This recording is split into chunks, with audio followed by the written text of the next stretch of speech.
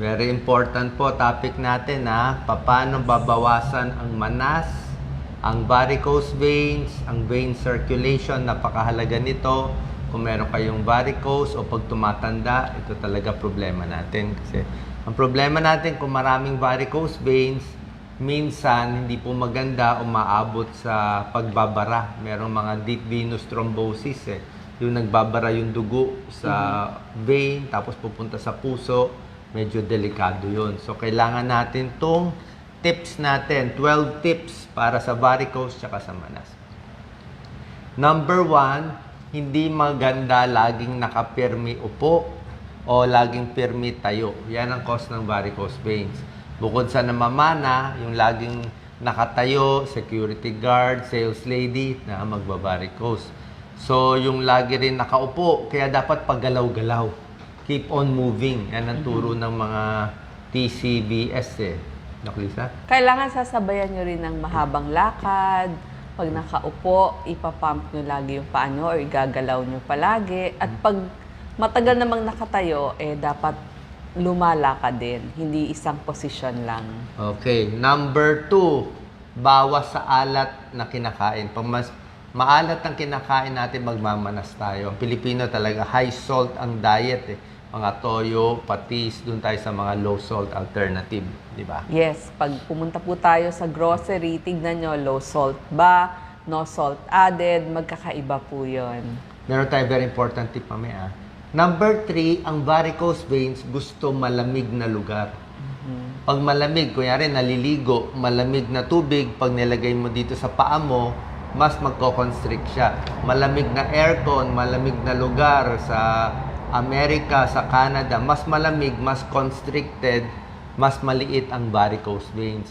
Mas mainit, mas hindi maganda, mas lumalaki yung varicose veins. So gusto niya yung klima ng mga Baguio, Tagaytay, at sa bundok. Tapos tama sinabi ni Doc Lisa, pumping. Number 4, pinakamahalaga sa varicose veins, laging nilalakad. Pumping. Kasi nga, pag pinapump mo yung binti mo, mas umaakyat yung venous circulation, yung dugo mas aakyat. So, dapat lakad ng lakad.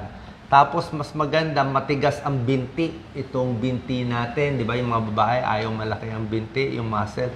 Ngayon, gusto natin malaki ang binti. Pwede kayo mga tiptoe, yung mga exercise sa paa. Mas malaki kasi ang binti natin, mas naiipit ang varicose veins, mas aakyat yung dugo. Ibig sabihin, i-develop nyo yung muscles ng inyong mga binti. Tama. Through exercise. Yes. Number 5, stretching. Napakahalaga din. Pag mas nag-stretch tayo sa katawan, mas maganda yung daloy ng dugo. Tapos pati stretching din ng paa para mas makalakad tayo. Kasi nga, kailangan galaw-galaw. Ang problema nga kasi, pag malaki varicose veins, pag naging stagnant o hindi gumagalaw yung dugo-dugo sa ugat natin, doon nagbabaray. So, gusto mo laging gumagalaw. Okay? Number 6, ito, napakahalagang tip para sa varicose veins. Elevate your legs. Okay? So, kung pwede, nakahiga kayo sa kama. Kung nakahiga kayo sa kama, tinataas ang paa. Dapat yung paa nakapatong sa unan, o yung iba, pinapatong sa dingding, mga gaya, 45 degrees, tapos nakahiga lang ng flat. Pwede mo gawin to 30 minutes sa tanghali.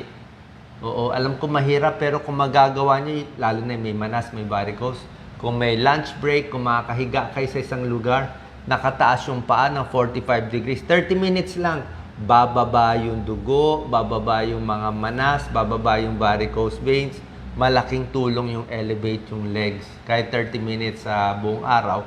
Tapos sa gabi, kahit ipatong na lang sa unan, dalawang unan, basta mas mataas siya dapat. Kung ito yung paa mo, mas mataas dapat sa puso. Para bumaba yung dugo. Hindi okay yung nakaupo, ganyan nakaupo ka, tapos nakataas ang paa mo, baliwala. Kasi yung puso mo, mas mataas pa rin Kailangan mas mataas yung paa kaysa sa puso. Para bumalik yung dugo mula sa paa papunta sa puso, ipapump sa kidneys, pag-pump sa kidneys, iihiin mo. Yun talaga ang secret na pangtanggal ng varicose veins, Doc Lisa. Yes, oo. Pwede rin po sa sofa, nakahiga kayo, patong nyo dun sa backboard or kaya headboard ng inyong kama, pwede ho yung mga patungan ng inyong paa. Number 7, yung compression stockings, napakahalaga. Kung may varicose veins, may nabibili compression stockings sa mga drugstore, sa bangbang, sa online, Sa mga marami. department store and online. Sa online, marami. So, yung tunay na compression stockings, yung medical grade, yung pang-doktor talaga na binibigay, pang varicose veins, merong sikip yan eh. May sikip na mild lang ang sikip sa beginner, mga 15 to 20 millimeters mercury konting sikip para sa baguhan. May 25 na ang millimeters mercury, mas masikip. Meron yung pinakamasikip, 35 to 40, talagang masikip na masikip kung malala yung varicose vein.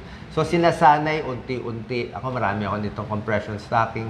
Sinusuot to pag matagal nakatayo, pag magta-travel ng malayo, sasakay ng airplane, long car ride, kailangan itong compression stockings para at least maipit yung paa at binti, ilang paa at binti para hindi mamaga yung varicose. May nabibili na yan. Medyo mahal lang. Number 8, tigil sa sigarilyo. Kasi sigarilyo, masama talaga sa ugat yan. Tigil din sa alak. Alak at sigarilyo, masama sa artery, sa vein natin, lalong titigas, hindi gaganda ang blood flow. Number 9, kailangan bawas din sa stress. Kasi kung marami tayong stress na iniisip, siyempre, di ba, lalo lang tataas yung cortisol level eh. So, relaxation, deep breathing, hinga malalim, di ba, para gumanda din yung oxygen sa katawan, yung oxygen sa dugo, napakahalaga nun. Number 10, kumain ng pagkaing mataas sa omega-3 fatty acids. Ano yung mga omega-3 fatty acids? Isda, salmon, tuna, sardinas, bangus, sari-saring isda, at omega-3 fatty acids, yung mga fish oil, kasi gumaganda ang daloy ng dugo sa omega-3 fatty acids, bumababa ang cholesterol, maganda sa blood pressure, at iwas sa heart attack, di ba? Kasi mga vein health natin to, Doc Lisa.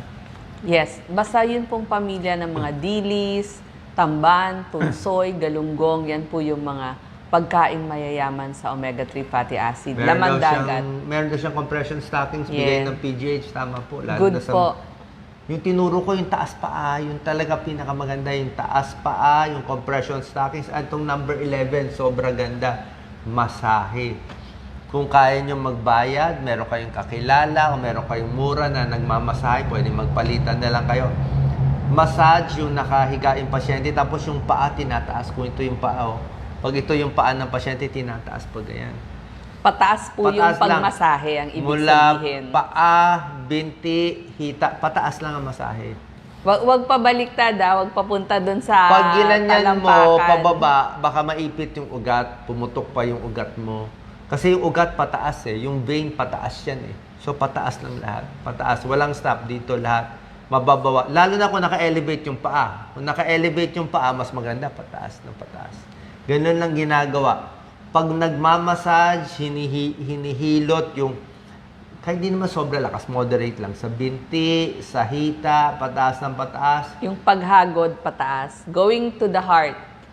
Pag inipit mo siya, hinagod mo siya, yung mga manas, yung mga tubig sa katawan, babalik sa puso, pupunta sa kidneys, iihiin mo. Pag ihi mo, tapos na problema. Diba? Maginhawa na, relax na yung ugat mo, hindi na galit ng galit. Bawas na yung manas mo. Pag iniwan mo yung manas yan, hindi mo tinaas ang paa, hindi mo na massage. Next day, pagising mo, manas pa rin.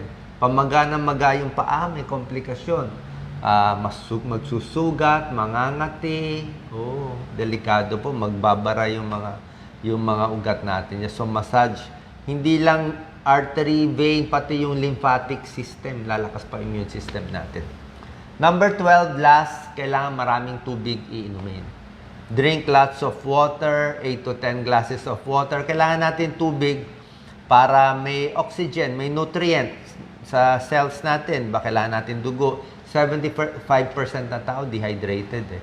Panglabas ng kidney stones, urinary tract infection, maganda sa tiyan, maganda sa pagdudumi, healthy circulation. Kailangan syempre may dugo para malinis din yung katawan.